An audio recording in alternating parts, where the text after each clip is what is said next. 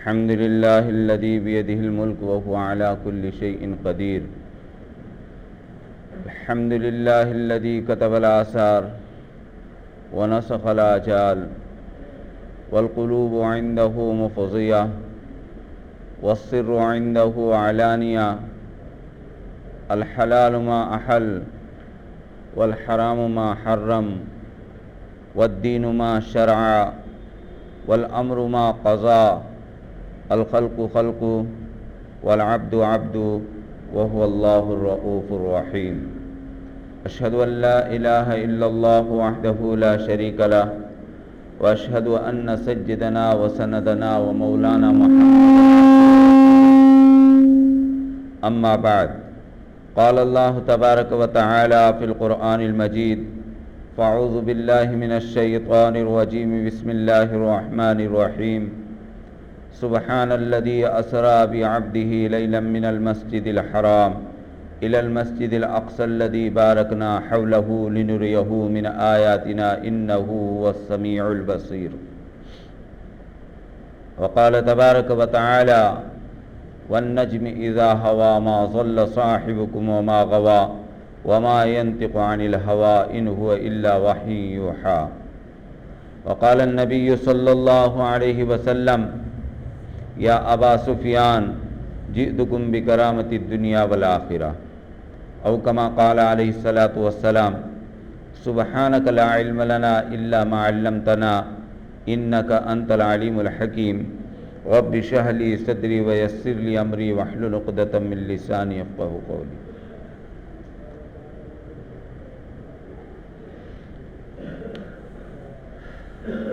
اللہ تبارک و تعالی نے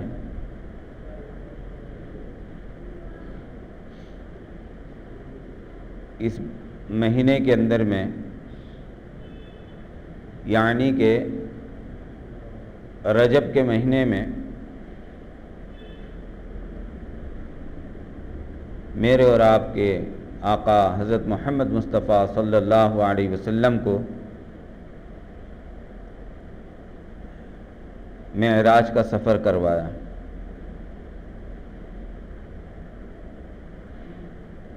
اس مہینے میں اللہ تبارک و تعالیٰ کی حضور پاک صلی اللہ علیہ وسلم سے ملاقات ہوئی.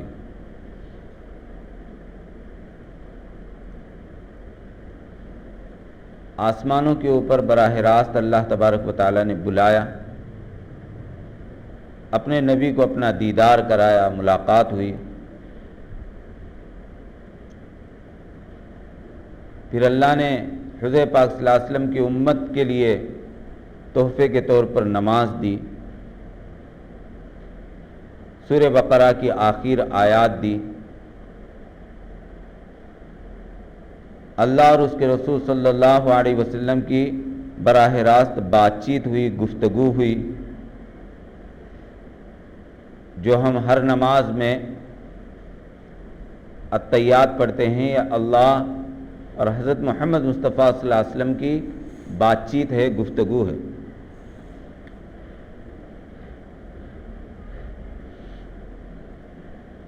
معراج کا سفر حضور پاک صلی اللہ علیہ وسلم کو جو اللہ تبارک و تعالیٰ نے کرایا، اس کو خود اللہ نے قرآن پاک کے اندر میں بیان فرمایا. سبحان الذی اسری بعبدہ لیلا من المسجد الحرام. پاک ہے وہ ذات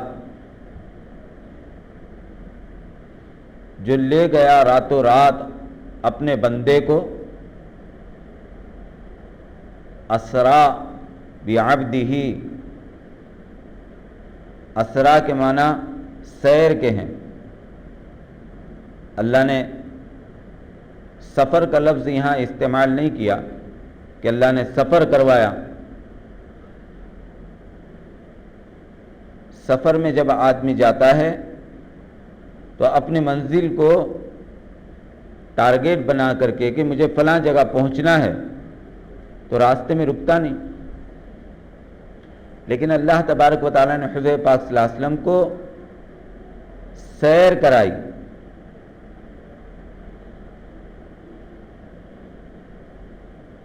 پہلے حرم سے لے جا کر کے بیت المقدس تک،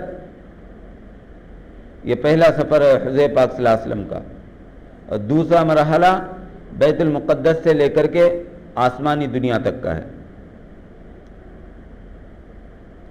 جب حضور پاک صلی اللہ علیہ وسلم نے اپنے معراج کا واقعہ سنایا تو مشرکین مکہ ہنسنے لگے، کہنے کہ یہ کیا پاگلوں جیسی باتیں کر رہے ہیں، نعوذ باللہ۔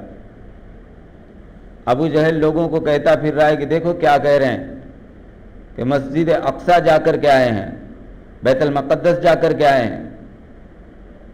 یہ ممکن ہے؟ کوئی آدمی اتنے جلدی اتنا بڑا سفر کر سکتا ہے؟ لوگوں کو آپ صلی اللہ علیہ وسلم سے دور کرنے کی پوری کوشش کر رہے ہیں۔ حضرت ابو بکر صدیق رضی اللہ تعالیٰ عنہ کو جب یہ معلوم ہوا، ابو جہل نے کہا کہ کیا کہتے ہو، تمہارا کیا خیال ہے کہ ایک رات میں ایک آدمی یہاں سے لے کر کے بیت المقدس تک جا سکتا ہے، جو کئی دنوں کا سفر ہے، اور جا کر کے واپس آ سکتا ہے؟ حضرت ابو بکر صدیق رضی اللہ تعالیٰ عنہ نے فرمایا کہ وہ کہنے والا کون ہے؟ کہا کہ وہ تمہارے محمد مصطفیٰ صلی اللہ علیہ وسلم۔ تو حضرت ابو بکر صدیق رضی اللہ تعالیٰ عنہ نے فرمایا کہ اگر وہ کہہ رہے ہیں تو وہ جا کر کے آئے ہیں۔ تصدیق کی اس بات کی کہ ہاں اگر محمد مصطفیٰ صلی اللہ علیہ وسلم کہہ رہے ہیں تو یہ بات پکی ہے، اور وہ جا کر کے آئے ہیں۔ اور اسی کو ایمان کہتے ہیں، بغیر چوں چرا کے دل مانے نہ مانے، دل گواہی دے نہ دے، اللہ اس کے رسول کی بات کو تسلیم کر لینا۔ اللہ کے لیے کیا مشکل ہے؟ حضرت سلیمان علیہ السلام کا واقعہ مشہور ہے کہ بالقسط جب حضرت سلیمان علیہ السلام پاس آنے لگی تو حضرت سلیمان علیہ السلام نے کہا کہ کون ہے جو اس کا تخت اس کے یہاں آنے سے پہلے میرے پاس پہنچا دے؟ تو ایک جنات اٹھ کر کے کھڑا ہوا اور کہنے لگا کہ دوپہر تک میں وہ تخت آپ کے سامنے لا کر کے رکھ دوں گا۔ اچھا، وہ کوئی کاڑی کی ڈبی نہیں ہے کہ اس کو جیب میں ڈال کر کے لانا ہے، 60 ہاتھ لمبا ہے، 80 ہاتھ چوڑا ہے، ہیرے جواہرات اس کے اوپر لگے ہوئے، اس کے اوپر پہرے دار ہیں، سونے اور چاندی کا تخت ہے، اس کی موٹائی تقریباً 40-50 ہاتھ ہے۔ کتنے لوگ مل کر کے اٹھائیں تو تب اٹھتا ہے وہ۔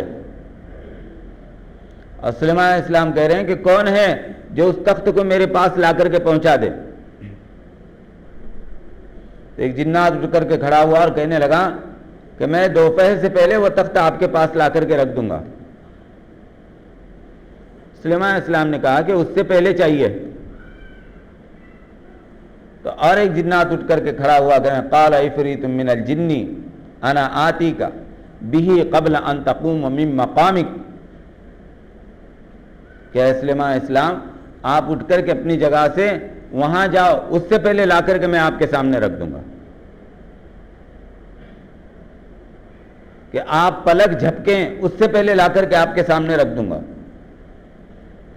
اللہ کی مخلوق میں اتنی طاقت ہے کہ وہ پلک جھپکنے میں مہینوں کا سفر پلک جھپکنے کے اندر میں پورا کر رہا ہے، اور اس نے لا کر کے حضرت سلیمان علیہ السلام سامنے رکھ دیا۔ سورہ نمل کے اندر میں 19ویں پارے میں واقعہ ہے۔ تو جس اللہ نے اس مخلوق کو پیدا کیا اور معراج کی رات میں جو سلیمان علیہ السلام کے تابع اتنی طاقتور مخلوق ہے، وہ حضور پاک صلی اللہ علیہ وسلم کے پیچھے نماز پڑھ رہے ہیں۔ تو سلیمان کے جو امام بنے، ساری کائنات جن کے صدقے طفیل میں بنی، ان کو اللہ کیوں نہیں کراتا اتنا سفر؟ بہرحال حضور پاک صلی اللہ علیہ وسلم کو اللہ تبارک و تعالیٰ نے معراج کا سفر کروایا۔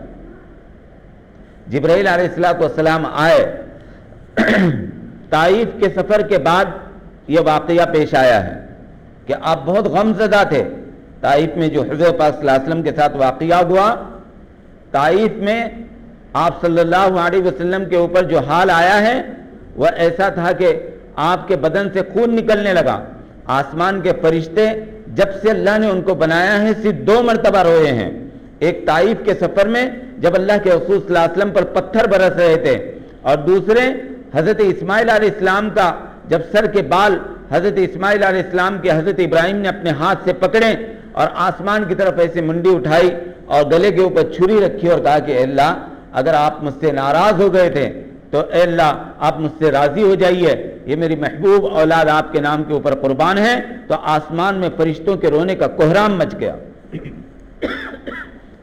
طائف کے سفر سے جب اللہ کے رسول صلی اللہ علیہ وسلم واپس آئے، آپ بہت غم زدہ تھے، تو اللہ تبارک و تعالیٰ نے براہ راست اپنی ملاقات کے لیے حضور پاک صلی اللہ علیہ وسلم کو بلایا، جبرائیل علیہ السلام کو بھیجا۔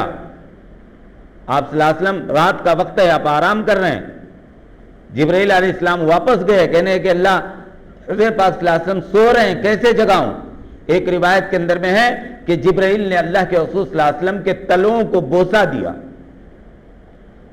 70,000 فرشتے آسمان کے ساتھ میں آئے ہیں، حضور پاک صلی اللہ علیہ وسلم کو اٹھایا گیا، حرم میں لایا گیا، حتیم کی جگہ پر اللہ کے رسول صلی اللہ علیہ وسلم کو لٹایا گیا، پھر آپ صلی اللہ علیہ وسلم کے سینے کو چاک کیا گیا، آپ صلی اللہ علیہ وسلم کے سینے کو پھاڑا گیا۔ یہ دنیا کی پہلی ہارٹ سرجری جبرائیل علیہ السلام نے کی ہے، حضور پاک صلی اللہ علیہ وسلم کی، لیکن نہ خون نکلا ہے، نہ تکلیف ہوئی ہے، دل نکالا، اس کو زمزم سے دھویا، واپس اندر رکھا۔ کیوں؟ کیونکہ دنیا کی آنکھ آخرت کے مناظر کو دیکھ نہیں سکتی، اللہ کا دیدار کرنا ہے، اللہ کو دیکھنا ہے، اللہ سے ملاقات کرنا ہے۔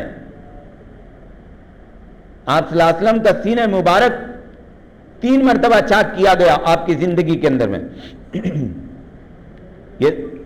اس وقت میں 1 مرتبہ حضرت جبرائیل علیہ السلام نے سینے کو پھاڑا، دل کو نکالا، پھر آپ صلی اللہ علیہ وسلم کو دل کو اندر رکھا گیا، نہ خون نکلا، نہ پھٹا ہوا کہیں نشان تھا۔ پھر حضور پاک صلی اللہ علیہ وسلم کے لیے ایک سواری لائی گئی جس کو براق کہتے ہیں، حضور پاک صلی اللہ علیہ وسلم کو اس کے اوپر سوار کیا گیا۔ براق ایک سواری ہے۔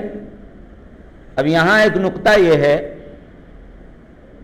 کہ بیت المقدس سے براہ راست آسمان پر جبرائیل لے کر کے گئے، یہاں حرم سے لے کر کے بیت المقدس تک سواری کیوں لائی گئی؟ جو اللہ وہاں سے براہ راست آسمانوں پر لے جا سکتا تھا، کیا وہ اللہ حرم سے بیت المقدس تک حضور پاک صلی اللہ علیہ وسلم کو نہیں لے جا سکتے تھے؟ لیکن اس لیے سواری لائی گئی کہ یہ دنیا اسباب کا جہان ہے، ذریعہ اسباب کا جہان ہے، قیامت تک آنے والے انسانیت کو سبق ہے اس میں بھی کہ یہ جہان اسباب سے چلے گا، کرتے اللہ ہیں، لیکن اگر کسی آدمی کو بیماری لاحق ہو جائے اور یوں کہے کہ نفع نقصان کا مالک تو اللہ ہے اور میں دوائی نہیں کھاؤں گا، تو پاگل، یہ دنیا اسباب کا جہان ہے، یہاں دوائی میں اللہ نے شفا رکھا ہوا ہے۔ ہاں براہ راست اللہ اپنے خزانے سے بھی شفا دے سکتے ہیں، اللہ کو قدرت ہے، جیسے اللہ نے حضرت ایوب علیہ السلام کو دی اور کئی بیماروں کو اللہ تبارک و تعالیٰ نے دی، لیکن یہاں اسباب اختیار کرنے پڑیں گے۔ کرتی دھرتی ذات اللہ کی ہے کہہ کے سارے کام اللہ کے حوالے کر دیے اور اسباب اختیار نہیں کر رہے ہیں، تو یہ پاگل پن ہے کہ کھلانے والا اللہ ہے، پالنے والا اللہ ہے، میں کاروبار نہیں کروں گا، میں تجارت نہیں کروں گا، میں ملازمت نہیں کروں گا۔ اسباب کے جہان میں اسباب کو اختیار کرنا پڑے گا۔ ہاں یہ بات اور ہے، مولانا یوسف صاحب رحمۃ اللہ فرمایا کرتے تھے کہ اسباب کا جہان ہے، اسباب اللہ تبارک و تعالی نے پیدا کیے ہیں، لیکن ایمان والوں کے لیے سبب کے درجے میں اللہ نے اعمال دیے ہیں۔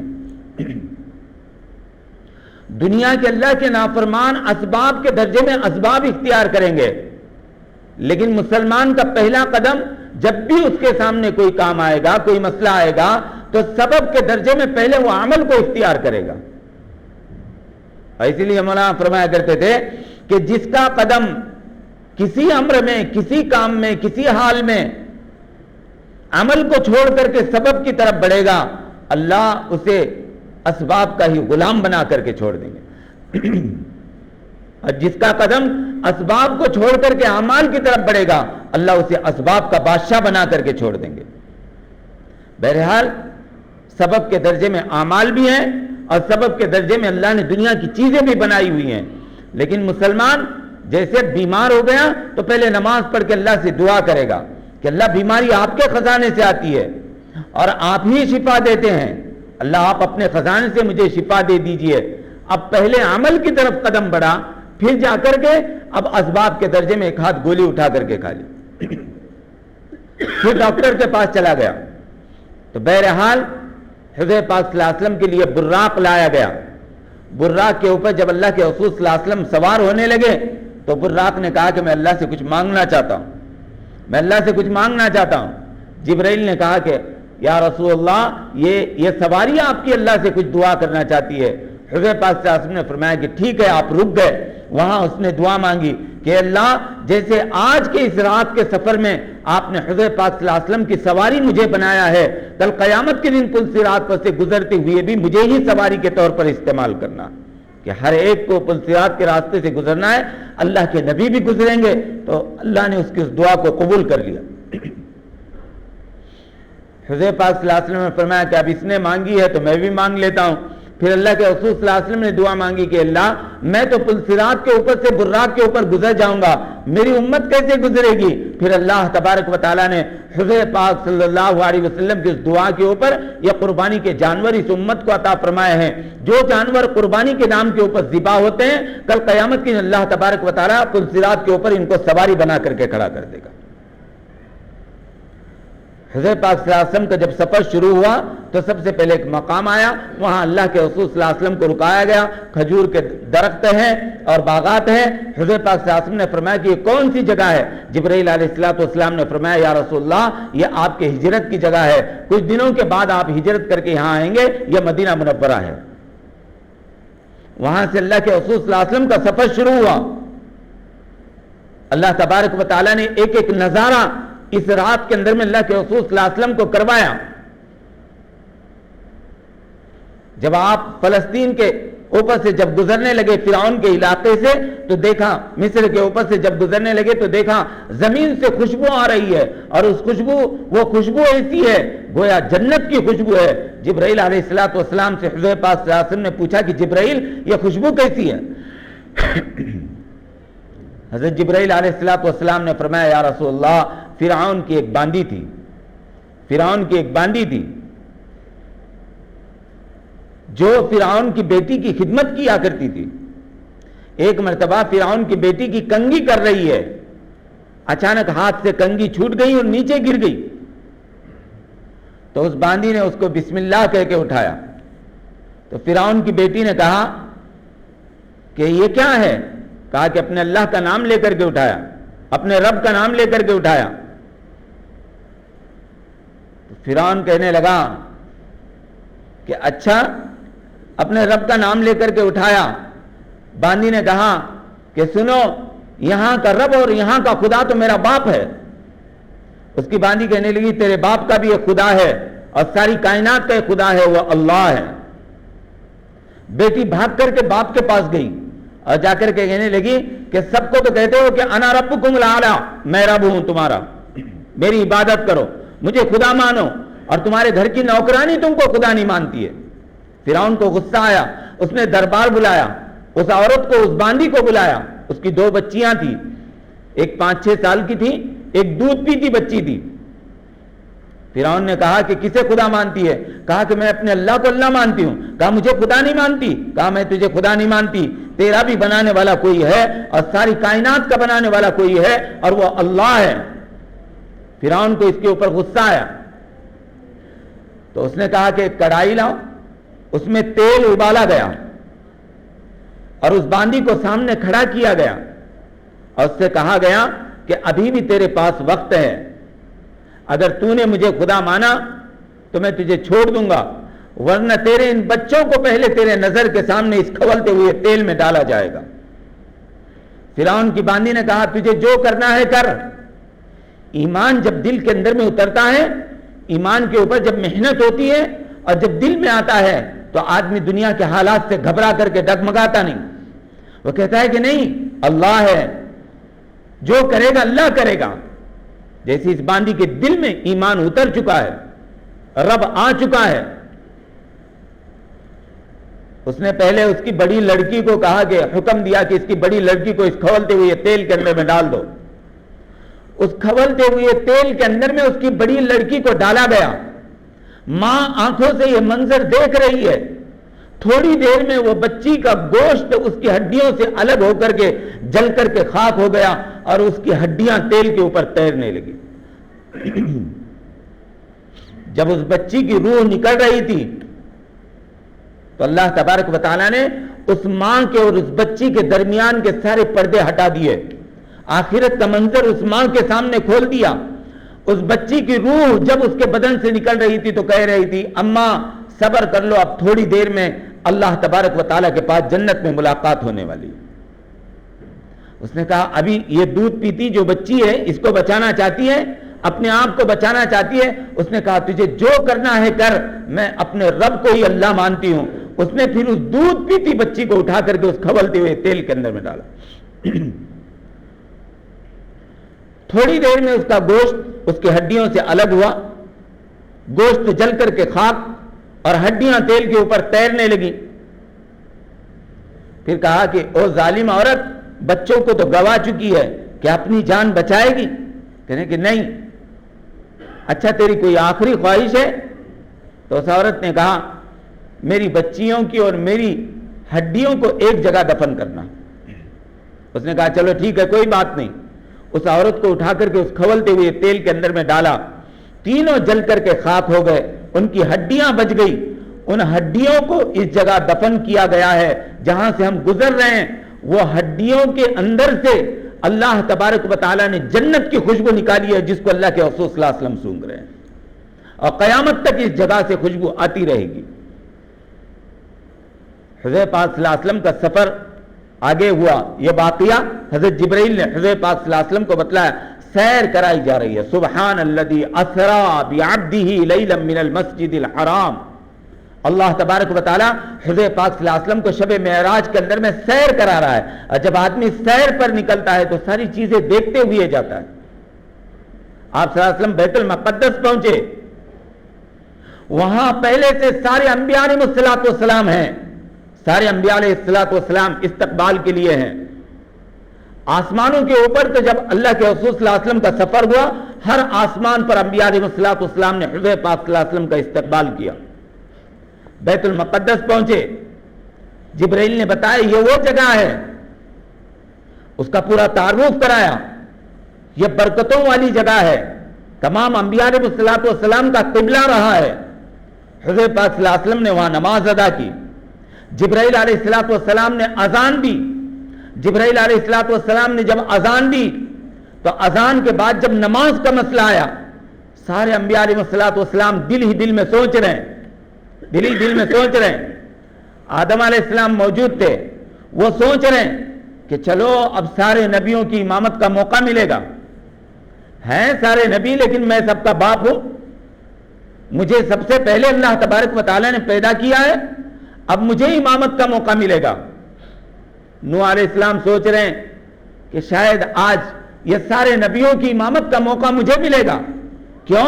کیونکہ میں نے 950 برس تک، اور بعض روایت میں 1100 برس تک اللہ کے دین کے خاطر میں پتھر کھائے ہیں۔ اللہ تبارک و تعالیٰ نے میری کشتی کے اندر میں حفاظت کی، پوری دنیا میں پانی کا عذاب آیا، میں نوح نجی اللہ ہوں، شاید آج مجھے امامت کا موقع ملے گا۔ یوسف علیہ السلام سوچ رہے ہیں کہ شاید آج امامت کا موقع مجھے ملے گا، کیونکہ میں اللہ تبارک و تعالیٰ کے لیے، اللہ نے مجھے نبوت دی لیکن بچپن میں ماں باپ سے جدا کیا گیا، سالوں سال جدا رہا، کنویں کے اندر میں پھینکا گیا، بازار میں بکا، میرے اوپر زنا کی تہمت لگی، آج شاید امامت کا موقع مجھے ملے گا۔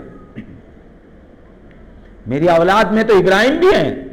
حضرت ابراہیم علیہ السلام سوچ رہے ہیں کہ میں نے اللہ کے لیے بڑے بڑے امتحان دیے ہیں. اپنے بچے کے گلے کے اوپر چھری چلائی, آگ کے اندر میں پھینکا گیا, ہر حال کے اندر سے میں گزرا ہوں, شاید آج امامت کا موقع مجھے ملے گا. اسماعیل سوچ رہے ہیں میں ذبیح اللہ ہوں, میرے گلے کے اوپر چھری چلائی گئی اللہ کے دین کے خاطر میں, شاید آج امامت کا موقع مجھے ملے گا. موسیٰ سوچ رہے ہیں کہ میں تو کلیم اللہ ہوں, اللہ سے بات کیا کرتا تھا, شاید آج امامت کا موقع مجھے ملے گا. سب اپنے اپنے دل کے اندر میں خوش ہیں. جبرائیل نے اذان دی, اذان کے بعد اب اللہ کے حکم کا انتظار ہو رہا ہے. اللہ تبارک و تعالیٰ نے کہا جہاں میرا نبی موجود ہے وہاں کوئی دوسرا امامت کر نہیں سکتا. حضور پاک صلی اللہ علیہ وسلم نے سارے انبیاء علیہ السلام کی امامت کی. اچھا سنو, اب ہماری فضیلت, ہم اپنے مقام کو نہیں پہچانتے, یہ اور بات ہے.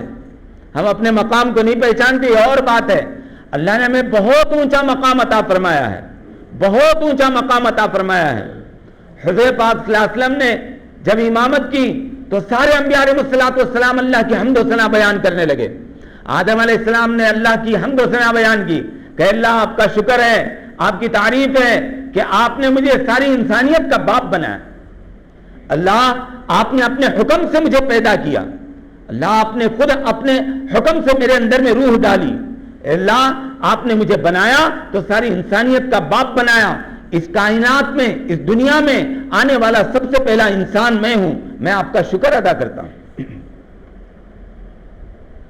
نوح علیہ السلام بولے اللہ آپ کا شکر ہے کہ آپ نے مجھے بڑے نبیوں کے اندر میں, بڑے رسولوں کے اندر میں بنایا, اور اللہ آپ نے میری کشتی کے ذریعے عذاب میں حفاظت فرمائی. شکر ادا کیا اللہ کا. موسیٰ علیہ السلام نے اللہ کا شکر ادا کیا کہ اللہ آپ نے مجھے کلیم اللہ بنایا. عیسیٰ علیہ السلام نے شکر ادا کیا کہ اللہ آپ نے مجھے روح اللہ بنایا. اسماعیل علیہ السلام نے شکر ادا کیا کہ اللہ آپ نے مجھے ذبیح اللہ بنایا. ابراہیم علیہ السلام نے شکر ادا کیا کہ اللہ آپ نے مجھے خلیل اللہ بنایا. اب آیا نمبر میرے اور آپ کے نبی کا. حضور پاک صلی اللہ علیہ وسلم نے ہاتھ اٹھایا اللہ کے سامنے, اور ہاتھ اٹھا کر کے کہا اگر آپ چاہتے تو کہتے کہ اللہ آپ کا شکر ہے کہ آپ نے مجھے تمام نبیوں کا سردار بنایا. اللہ آپ کا شکر ہے کہ آپ نے میرے صدقے طفیل میں کائنات بنائی. اللہ آپ کا شکر ہے کہ میری تکلیف کے اوپر جبرائیل آسمان سے بھاگ کر کے آتا ہے. اللہ آپ کا شکر ہے کہ آپ نے میرے زلفوں کی قسم کھائی ہے. اللہ آپ کا شکر ہے کہ آپ نے میرے چہرے کی قسم کھائی.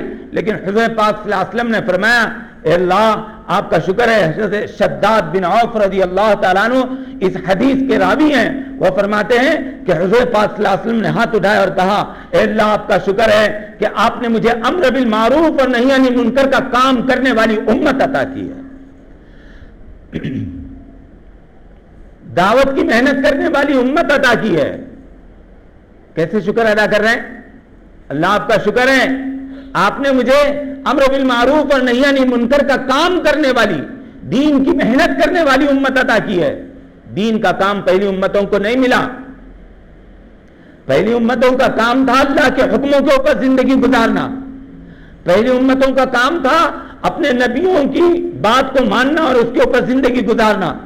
میرا اور آپ کا کام صرف اتنا نہیں ہے کہ صرف نماز پڑھیں گے, صرف روزہ رکھیں گے اور صرف زکوٰۃ دیں گے, حج کریں گے, تقوی والی زندگی گزاریں گے, حرام سے بچیں گے. اتنا کام نہیں ہے. اتنا کام کرتے ہوئے اگر اللہ کی نافرمانی کو ہم محلے کے اندر میں دیکھ رہے ہیں, اپنے گھر کے اندر میں دیکھ رہے ہیں, اور اگر کچھ نہیں کر رہے ہیں تو اللہ کے عذاب کا انتظار کرنا ہے ہمیں.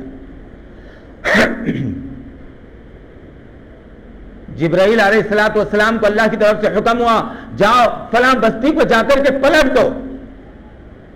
سب نافرمانی کھلے علل اعلان ہو رہی ہے. یہ بہقی کی روایت ہے, حدیث کی کتاب بہقی کی روایت ہے. حضرت مولانا اشرف علی صاحب تھانوی رحمۃ اللہ علیہ نے جمعہ کے خطبے کے اندر میں اس حدیث کو نقل کیا ہے. جبرائیل آئے, دیکھا اس بستی کے اندر میں ایک شخص ہے ایسی اللہ کی عبادت کر رہا ہے کہ پلک جھپکنے کے برابر کبھی اللہ کی نافرمانی نہیں کی. سنو اپنی نماز پر مطمئن ہو کر کے بیٹھنے والوں, اپنی عبادتوں پر مطمئن ہو کر کے بیٹھنے والوں, میں تو نمازی ہوں، میں تو روزانہ قرآن پڑھتا ہوں، اور میں تو روزانہ اللہ کے فضل سے ذکر بھی کرتا ہوں. ان کے لیے یہ حدیث ہے. جبرائیل علیہ السلام نے دیکھا کہ ایک شخص ہے پلک جھپکنے کے برابر اللہ کی نافرمانی نہیں کر رہا ہے. واپس اللہ کو کہا کہ اللہ اس بستی کو پلٹ دوں. اللہ کی طرف سے حکم ہوا ہاں اس بستی کے اوپر ہمارا عذاب نازل کر دو، اس کو پلٹ دو زمین کو واپس کر کے. جبرائیل نے کہا یا رسول اے اللہ کہ کیا اس بستی کو میں واقعی پلٹ دوں؟ آپ کے علم میں تو ہے لیکن اس بستی کے اندر میں ایک شخص ایسا ہے جس نے پلک جھپکنے کے برابر آپ کی نافرمانی نہیں کی. اللہ نے کہا وہ جس جگہ بیٹھا ہے اسی جگہ سے پہلے بستی کو پلٹ دو. کیوں؟ کیونکہ اس بستی میں میری نافرمانیاں ہوتی رہی. یہ اپنی عبادت میں مشغول تھا، اس نے لوگوں کے لیے نہیں سوچا. ایسے شخص کی عبادت مجھے قبول نہیں ہے. دعوت کا کام اونچا کام جو اللہ تبارک و تعالیٰ نے اس امت کو دیا، اور معراج کی رات میں حضور پاک صلی اللہ علیہ وسلم اسی کی تعریف کر رہے ہیں کہ اللہ آپ کا شکر ہے کہ آپ نے مجھے امر بالمعروف اور نہی عن المنکر، اچھائی کی دعوت دینے والی اور برائی سے روکنے والی امت عطا کی ہے. یہ کام صرف نبی کیا کرتے تھے، یہ کام صرف نبیوں کے ذمہ تھا. اگر اپنے آپ کو امتی کہتے ہیں تو اپنی بیوی کی بے نمازی کے زندگی کے اوپر افسوس ہونا چاہیے، اپنے پڑوسی کی بے دینی کی زندگی کے اوپر افسوس ہونا چاہیے. اس کو روکنے کی کیسے کوشش کی جائے، اس کو کیسے اللہ کے حکموں کے اوپر لایا جائے. سارے عالم میں اللہ کی نافرمانی ہو رہی ہے، اس کے اوپر غور و فکر کیا جائے. بہت بڑے نظام الدین کے اندر میں ایک بزرگ گزرے ہیں میاں جی محراب رحمت اللہ علیہ. وہ فرمایا کرتے تھے کہ دین کی خاطر میں غور و فکر اتنی بڑی چیز ہے، اتنی بڑی چیز ہے کہ ایک آدمی کسی بستی سے گزرا، نماز کا وقت ہو گیا، اس نے دیکھا کہ یہاں اس بستی کے اندر میں کسی مسلمان کا گھر نہیں ہے. نماز کے لیے مسجد تو چھوڑو، کوئی ایمان والا اس بستی کے اندر میں نہیں رہتا. اس کے دل کے اندر میں خیال آیا کہ کاش اس بستی کے اندر میں کوئی مسلمان ہوتا تو شاید میں نماز پڑھ لیتا اور اللہ کی عبادت کر لیتا. اتنا سوچ کر کے وہ وہاں سے آگے نکل گیا. میاں جی محراب فرمایا کرتے تھے قیامت سے پہلے اس دنیا کے اندر میں جتنے انسان ہیں اللہ سب کو ایمان دینے والا ہے. اگر اس وقت میں بھی وہ بستی ایمان کے اندر میں داخل ہو گئی تو اتنی سی سوچ کرنے والے کو اللہ وہ پورا ثواب اس کے نام عمل کے اندر میں ڈال دے. بہرحال معراج کا واقعہ صرف واقعہ نہیں ہے، اس کے اندر کے ایک ایک چیز اور ایک ایک لمحہ امت کے لیے غور و فکر ہے. حضور پاک صلی اللہ علیہ وسلم نے امامت فرمائی. امامت کے بعد اللہ کے رسول صلی اللہ علیہ وسلم کو ساروں نے جب تعریف کی تو حضور پاک صلی اللہ علیہ وسلم نے بھی اپنی امت کی تعریف کی. آگے کا سفر شروع ہوا. پہلے آسمان کے اوپر جب حضرت جبرائیل علیہ السلام لے کر کے پہنچے، دستک دی، اندر سے آواز آئی من القاری ہو، کون ہے دستک دینے والا؟ کہا جبرائیل ہوں. کہا کہ اکیلے آئے ہو کوئی ساتھ ہے؟ اکیلے آئے ہو کوئی ساتھ ہے؟ تو فرمایا کہ میرے ساتھ حضرت محمد مصطفیٰ صلی اللہ علیہ وسلم ہے. سارے آسمان کے فرشتے استقبال کے لیے آئے ہیں. شاید جب سے اللہ تبارک و تعالیٰ نے آسمان کے فرشتے بنائے اس رات تمام فرشتوں کو چھٹی دی ہوگی. اللہ تبارک و تعالیٰ نے آؤ میرا محبوب آج عرش کے اوپر آ رہا ہے، تم سب اس کا دیدار کرو. فرشتے آسمان کے دیدار کے لیے تڑپ رہے ہیں، فرشتے آسمان کے لیے دیدار کے لیے تڑپ رہے ہیں. بڑے خوش قسمت ہیں وہ لوگ جن کو اللہ کے نبی صلی اللہ علیہ وسلم کا دیدار ہوا، جنہوں نے اپنی آنکھوں سے حضور پاک صلی اللہ علیہ وسلم کا چہرہ دیکھا. صحابہ ہیں جنہوں نے صحابہ کو دیکھا، ان کا مقام اللہ نے اونچا کر دیا، تابعی بنا دیا.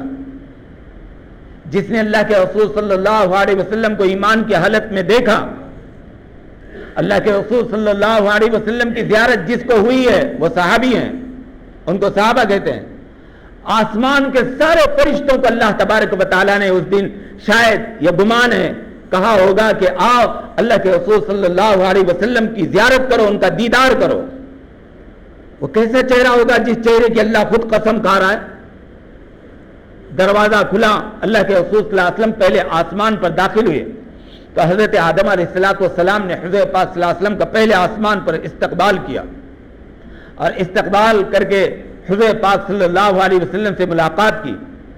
ہر آسمان کے اوپر کسی نہ کسی نبی سے اللہ تبارک و تعالیٰ نے ملاقات کرائی. حضرت عیسیٰ علیہ السلام دوسرے آسمان کے اوپر، یوسف علیہ السلام اور موسیٰ علیہ السلام، ابراہیم علیہ السلام کو اللہ نے چھٹے آسمان کے اوپر رکھا تھا، جہاں بیت المعمور ہے. جیسے زمین کے اوپر خانہ کعبہ ہے جس کا طواف سارے دنیا کے انسان جا کر کے کرتے ہیں کہ اللہ کا گھر ہے، ایسے آسمانوں میں فرشتوں کے لیے اللہ کا گھر ہے، اس کو بیت المعمور کہتے ہیں. روایتوں میں آتا ہے روزانہ